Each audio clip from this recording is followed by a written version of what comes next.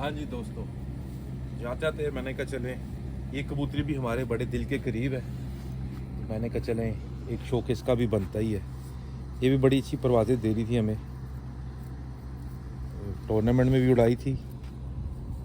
यहाँ का शौक करवाते हैं। दो कबूतरियाँ जो हमें बहुत पसंद है। अब इसको भी हमने नहीं खोलना, ये भी अंदर ही रहेगी। अब ये जोड़ों में जाएगी सीधी। एक कबूतरी पहले भी दिखाई थी आपको, वो भी जोड़ों में जाएगी।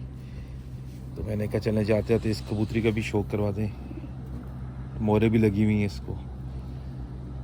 ये दो कबूतरियाँ बहुत अच्छा उड़ रही थी, दो तीन और भी थी कबूतर, मगर ये दो कबूतरियाँ इन्होंने हमें बहुत मज़ा दिया इस साल।